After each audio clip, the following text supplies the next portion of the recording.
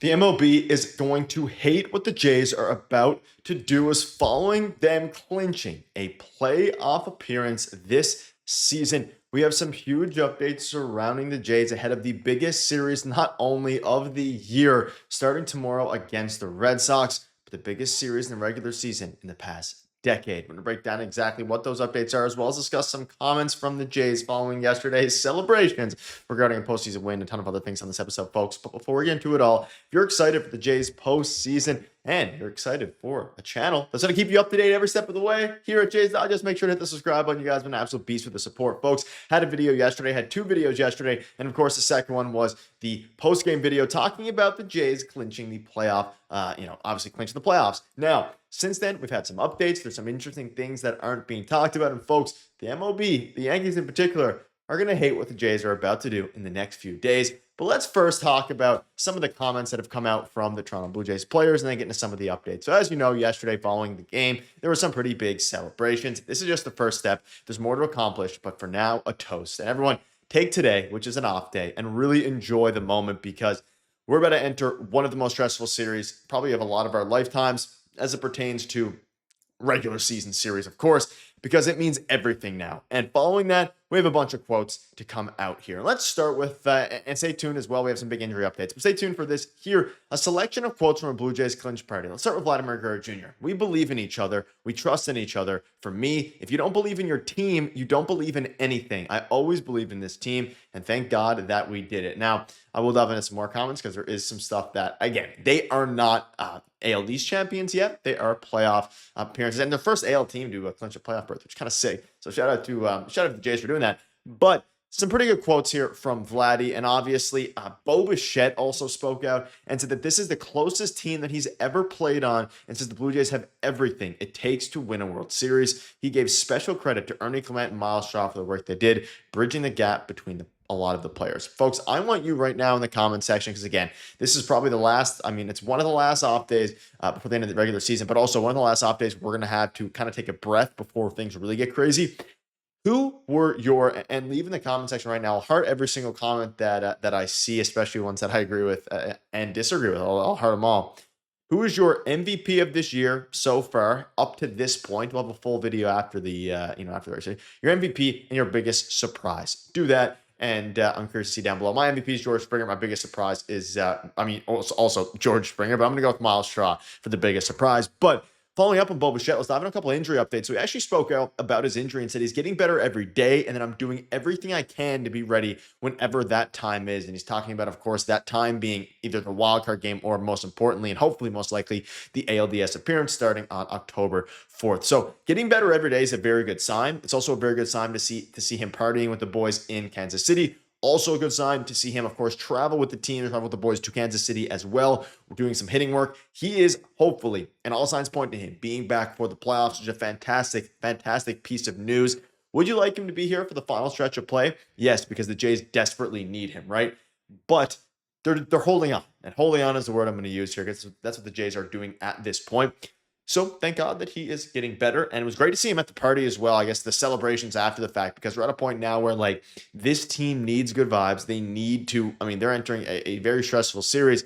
Take care of business. Now I'm going to dive into some more Bichette things. But again, big update here. He is getting better. And folks, this is very, very, very good news for the Toronto Blue Jays, and not so good news for the rest of the American League, because I'm pretty optimistic about this team. You add Bichette into that lineup starting October 4th in the playoffs.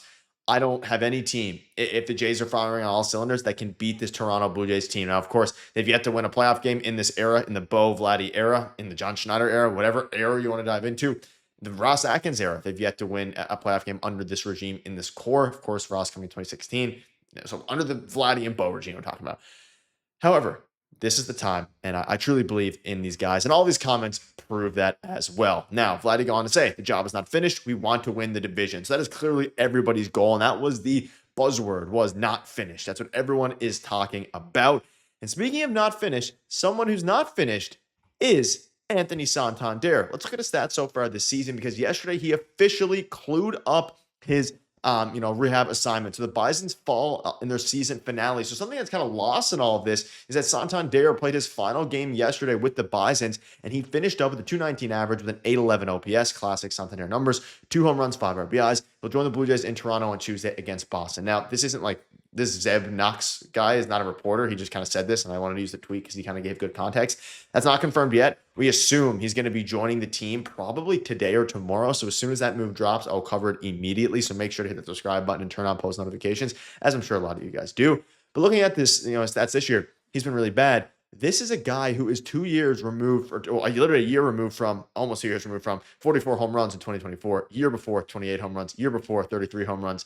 You insert Santander into the lineup. You insert Bichette into the lineup. No team is going to want to face the Toronto Blue Jays in the playoffs. And you can have Yankees fans on Twitter. You can have everybody saying that no one's scared of the Blue Jays.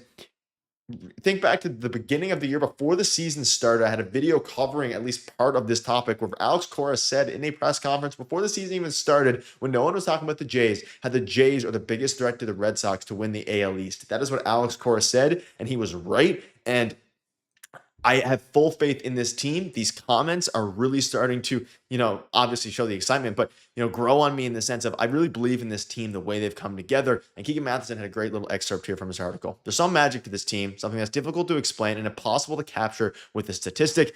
It's the right mix of players, from rookies to veterans to future Hall of Famers. It's the same language being spoken from the bottom of the roster through the coaching staff and right up to the front office. It's a brotherhood of players and coaches empowering one another all of the right directions. And of course, empowering one another in all of the right directions. Sorry. This is the type of season each organization dreams of in spring training, but so rarely achieves. Shout out to Keegan Matheson for always, really writing well. He's a fantastic guy and a fantastic writer. Shout out to him at MLB.com. That's where he writes. So feel free to check his work out over there. He's been on the channel as well, so maybe we'll get him in before the playoffs. Let me know down below if you want me to see if I can get Keegan on before the playoffs start for a little breakdown. But folks, truly, I'm excited. The MLB, I've never been more confident. And if you can take care of business against, of course, the Red Sox, and then to finish this season against the Rays, you'll take care of the Yankees there naturally, hopefully through, of course, the wild card. Hopefully they lose there. And again, you can see here, everyone wants Santander back. Have him start, 6 straight games in the 2-hole. I mean, I don't know why he's saying 2-hole. The point is, he's not playing in the 2-hole. Anthony Santander, like 0 chance probably. But I do want to see him back, and I bring this up because A, it's a good point. They probably won't DFA Ty France for Santander, and they weren't going to play Santander first place anyway. But you do want to have him back and start some of the games against the Red Sox, so that's going to be interesting to keep an eye out on. I disagree with his point about starting games in the 2-hole and that he didn't get any reps at first base. I mean, maybe, but it's not going to happen. I just wanted to bring that up because hey, it's a good point in the sense of we want him back for starting probably half the games. But I doubt they're going to start him every game. However, I do want to bring up, a lot of people are confused about the magic number. So I just want to give you guys a quick run through here. So you can see here, baseball's magic number refers to how close a team is to clinching a playoff spot and represents the number of combined wins it needs and losses to its closest rival needs to clinch. So the Jays magic number is 4. Blue Jays games remaining +1 minus losses by chasing team minus Blue Jays losses. To make it simple, ladies and gentlemen, and we'll do that for you guys. At the end of the day, in order for the Jays to make the win the AL East, they either need to win 4 games in a row, right? Or win 4 games at some point from now to the end of the year, or the Yankees can lose, or the number can work out to where the Jays wins and Yankees losses combine to equal 4. It's as simple as that, right? And so let's say the Jays go 2-4 in their remaining however many games, and the Yankees go 4-2. The Jays make the AL East and win the AL East because the Jays have 2 wins.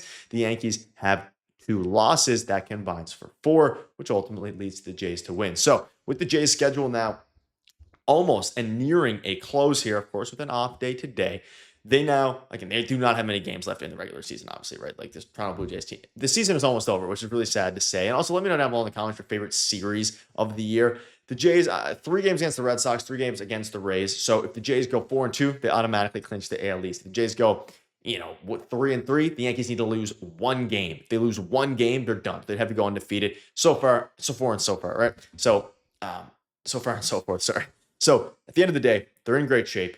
They're ready to go. And hopefully the Jays can take care of business with the magic number being 4 off day today. Yankees also have an off day today. We'll have another video for you later today if Santander gets the call up. In the meantime, let me know down below all the things I asked you in this video. Maybe, just maybe, this will be magic for the first time in a very, very, very, very long time since the 1980s. Thank you guys for watching. You guys truly mean the world to me. It's been a very not long season. It's flown by. And it's thanks to each and every one of you. You guys are beasts. Cheers.